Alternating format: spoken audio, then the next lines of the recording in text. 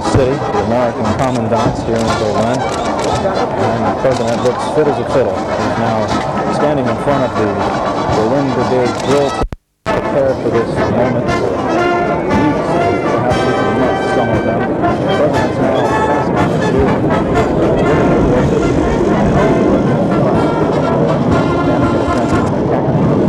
white glove, black beret, president conducting now the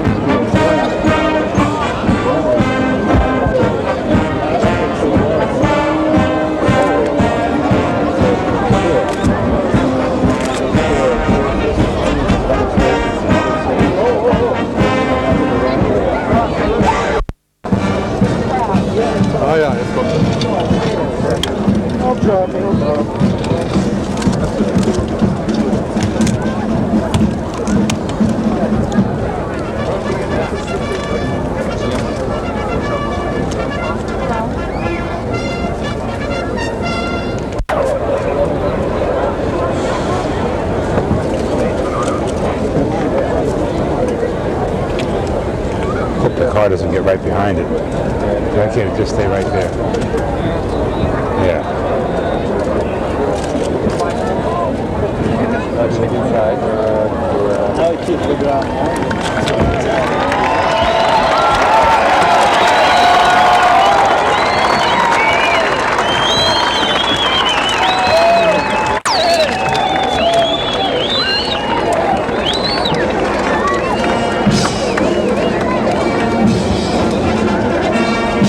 So ist mit der Enkelrad, ne?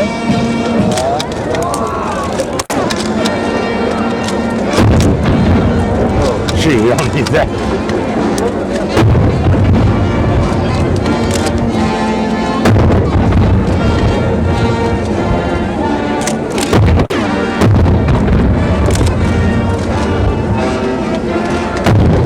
Das ist das Foto. Von der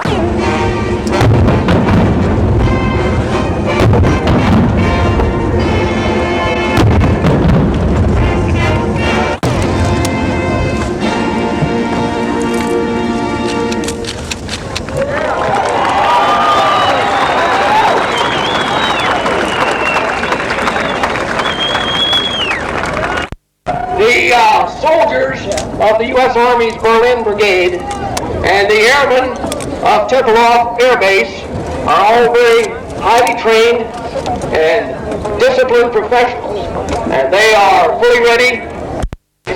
Are particularly pleased that you are visiting and speaking with us today.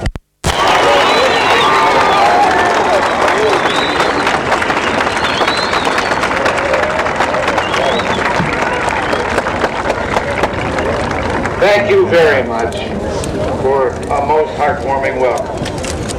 I can't tell you how much Nancy and I appreciate it. I think I will open with just a little news note. Might not have reached you as yet.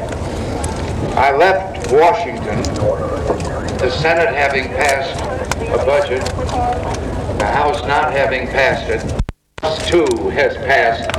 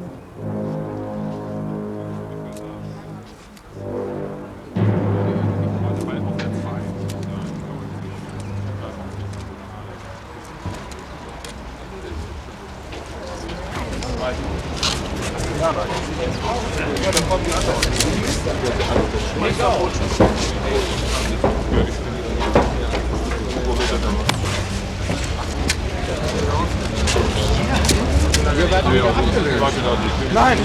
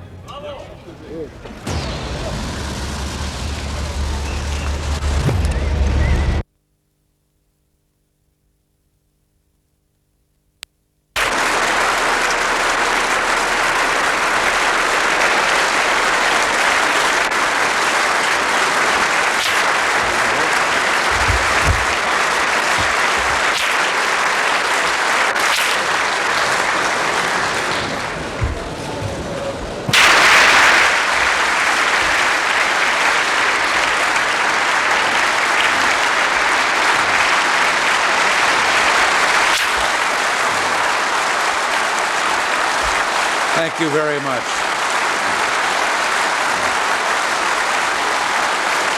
Thank you.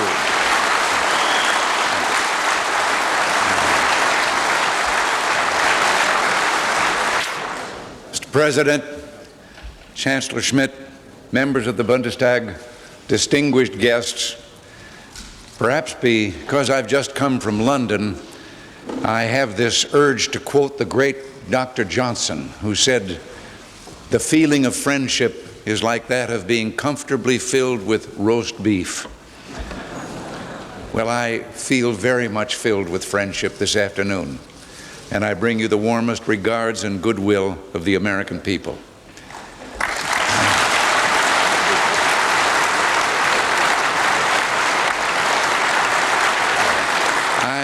I'm very honored to speak to you today, and thus to all the people of Germany. Next year, we will jointly celebrate the 300th anniversary of the first German settlement in the American colonies. The 13 families who came to our new land were the forerunners of more than 7 million German immigrants to the United States. Today, more Americans claim German ancestry than any other. These Germans to your ideals. I believe in the British Parliament, I spoke of the values of Western civilization and the necessity to help all peoples gain the institutions of freedom. In many ways, in many places, our ideals are being tested today. We're meeting this afternoon between two important summits. The gathering, we must continue to improve our defenses if we're to preserve peace and freedom.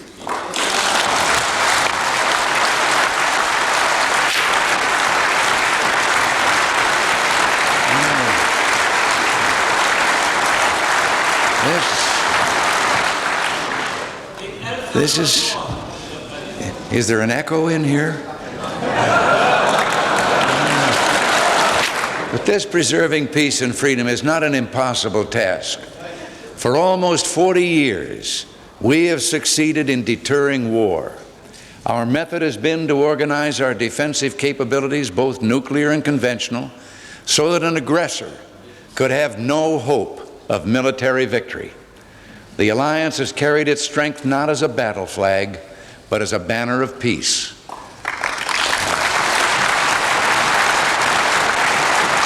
People support this effort because they understand how fundamental it is to keeping the peace they so fervently desire.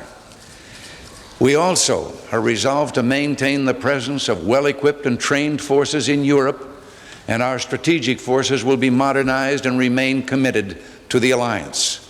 By these actions, the people of the United States are saying, "We are with you, Germany. You are not alone."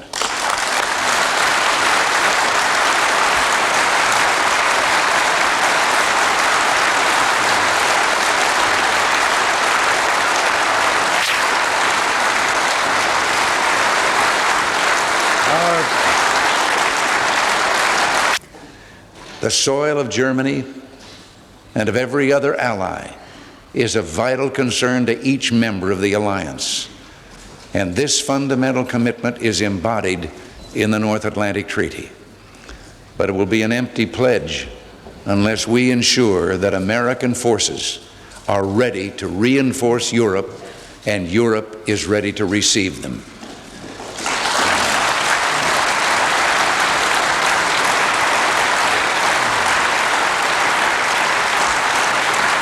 The transatlantic coalition. Let me assure you that the American commitment to Europe remains steady and strong. Europe's shores are our shores.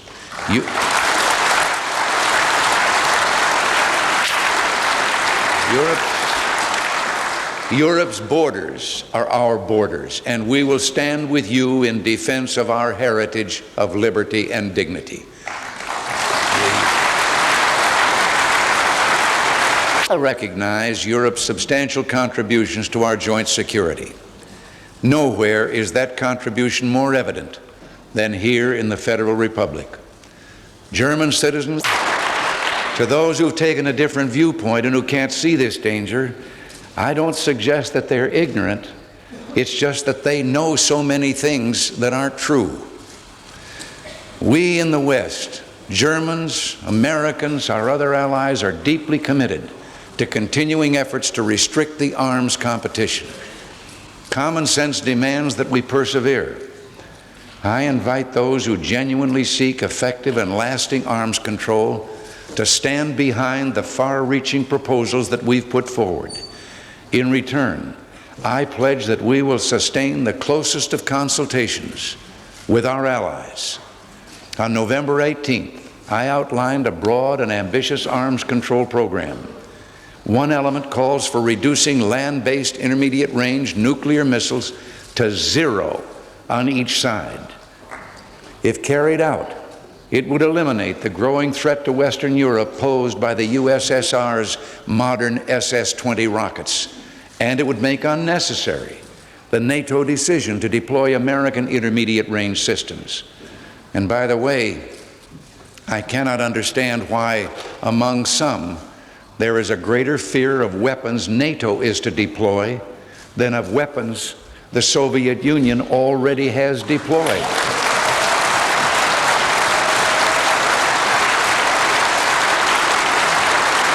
Of destructive power. As you know, we've made this proposal in Geneva, where negotiations have been underway. I regard them as a significant test of the Soviets' willingness to enter into meaningful arms control agreements. On May 9th, we proposed to reduce substantially the number of ballistic missile warheads and the missiles themselves. In the second phase, we will seek an equal ceiling on other elements of our strategic forces, including ballistic missile throw weight at less than current American levels. We will handle cruise missiles. Based on these consultations, Western representatives in the Vienna talks soon will make a proposal by which the two alliances would reduce their respective ground force personnel in verifiable stages to a total of 700,000 men and their combined ground and air force personnel to a level of 900,000 men. While the agreement would not eliminate the threat, nor spare our citizens the task of maintaining a substantial defense force, it could constitute a major step toward a safer Europe for both East and West. It could let us build a cathedral as the people of Cologne built theirs, with the deepest commitment and determination. Let us build as they did, not just for ourselves, but for the generations beyond. For if we construct our peace properly, it will endure as long as the spires of Cologne. Thank you very much.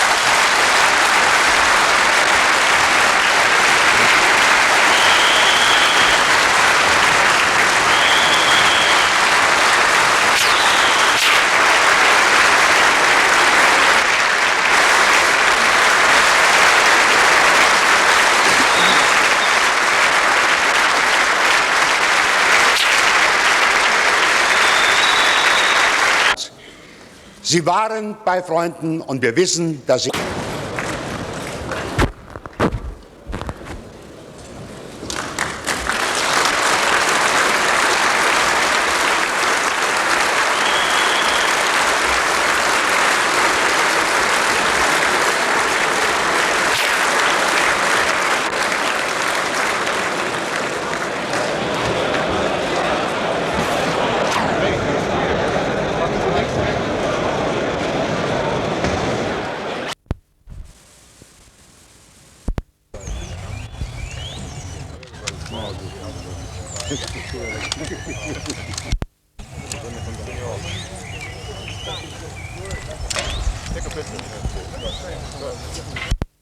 Why is he doing that?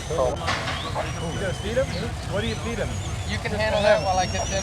I don't know.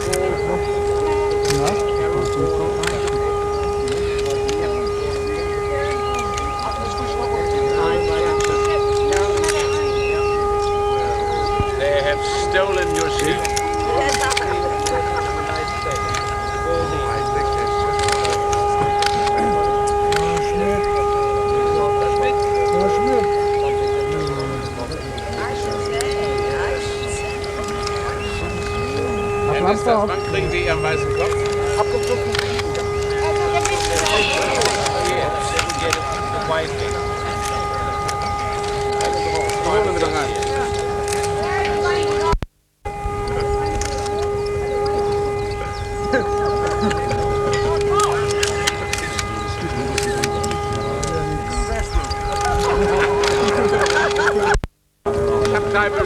Subtitle for your photograph is all the president's birds.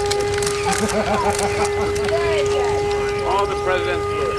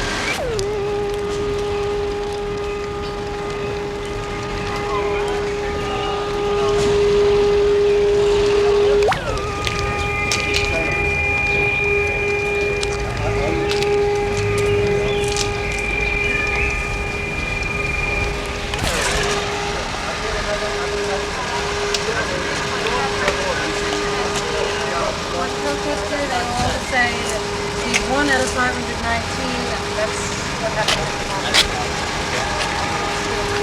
Walk down this way, I think it's where Ray is.